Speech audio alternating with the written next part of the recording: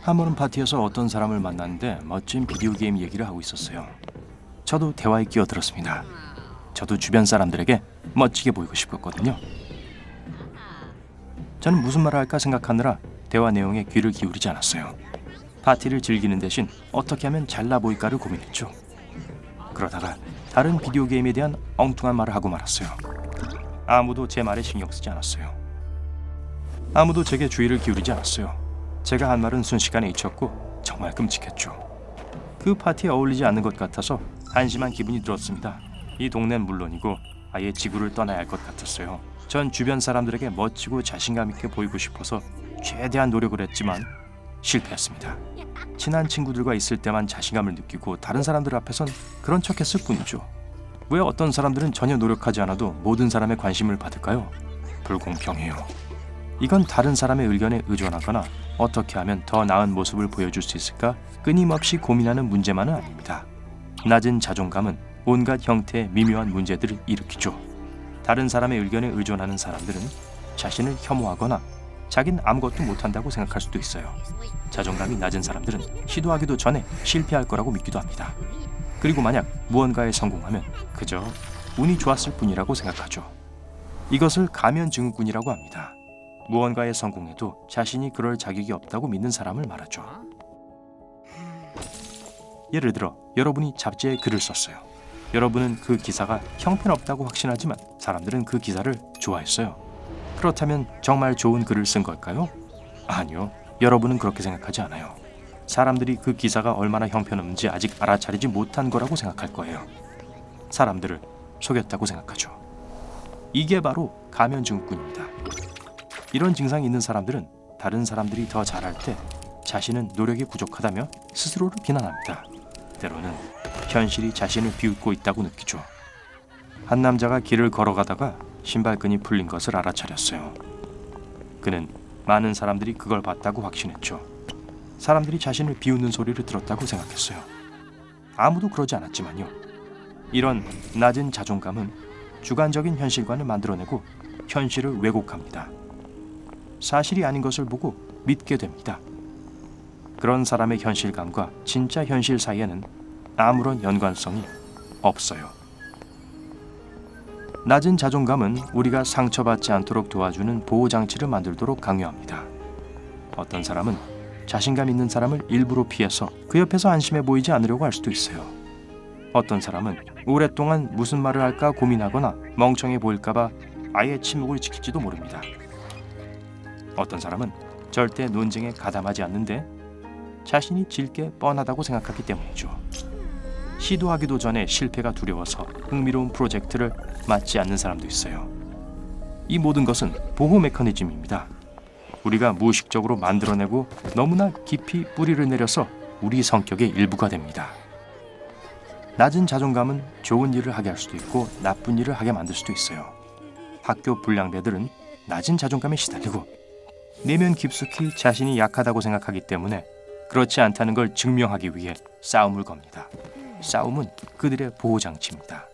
많은 사람들은 낮은 자존감 때문에 성공하기도 합니다. 자기가 수억 원을 벌지 못하거나 누군가가 더 많은 돈을 벌면 자신의 인생이 가치 없다고 생각할지도 몰라요. 부에 대한 강박적인 욕구도 보호 메커니즘입니다. 거절을 못하는 사람들도 있습니다. 그런 사람들은 무슨 요구를 받든지 도와줄 거예요. 비록 자신에게 불리하더라도 말이죠. 이것은 다른 사람을 기쁘게 하려는 욕구가 아니라 다른 사람을 도와야 한다는 강박적인 욕구입니다. 돕지 않으면 기분이 아주 나빠지거든요. 이것도 일종의 보호장치입니다. 그리고 불행히도 이런 사람들은 종종 다른 사람들에게 이용당해요. 왜냐하면 어떻게 자신의 삶을 살아야 할지를 모르기 때문에 다른 사람을 돌보는 것이 삶의 목표가 됩니다. 자존감이 낮은 사람들은 종종 보이지 않는 가면을 쓸 수밖에 없기 때문에 세상이 그들의 진짜 모습을 볼 수 없게 만듭니다. 보호 메커니즘 덕분에 끊임없이 스스로와 주변 사람들에게 자신이 실제보다 더 잘났다고 증명합니다. 안정적인 자존감이 있는 사람들은 그러지 않아요. 가면을 쓰지도 않고 어느 누구에게도 무언가를 증명할 필요도 없죠. 스스로를 형편없다고 생각하지도 않고 그러므로 어떠한 보호장치도 가지고 있지 않습니다. 이 사실이 의문을 제기합니다. 낮은 자존감은 어디에서 오는 걸까요?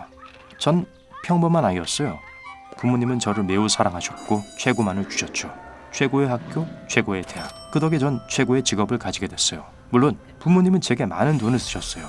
저는 매우 어려운 사립학교에 다녔습니다. 좋은 성적을 받았을 때 칭찬을 받았죠. 성적이 나빴을 땐 벌을 받았습니다.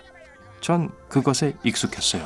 부모님이 저 때문에 기뻐하시면 자신감에 차 있었고 실망하시면 기분이 나빴습니다. 이것은 수년 동안 계속되었고 제 자존감은 아주 간단한 행동 알고리즘에 익숙해졌어요. 정상이 되려면 다른 사람들을 기쁘게 해야 한다 였죠. 그리고 이 알고리즘은 평생 저와 함께했습니다. 다른 사람들이 절 좋아하면 기분이 좋았어요. 그렇지 않으면 매우 슬펐죠. 하지만 항상 부모님의 잘못은 아닙니다. 한 남자가 어렸을 때 싸움에서 졌어요. 학교에서 모두들 그를 비웃었죠. 그의 자존감은 낮아졌어요. 그 사실을 숨기고 자신을 보호하기 위해 아이는 싸움을 걸고 약한 사람들을 괴롭히기 시작했습니다. 그가 자신감을 느끼는 유일한 방법이었어요. 또 다른 남자는 가난한 가정에서 자랐어요. 부모님은 교육에 관여하지 않았고 그는 하루 종일 부자들에 관한 비디오를 봤습니다. 이것은 만일 백만장자가 되지 못하면 이 세상에서 아무것도 아니라는 확고한 믿음을 주었죠. 자기보다 부유한 사람을 보면 자존심이 상했고 그래서 많은 돈을 벌려고 노력했어요. 대가족에서 자란 소녀는 네 자매 중 마지였어요. 어린 시절부터 부모님은 그녀가 여동생들을 돌보도록 했습니다.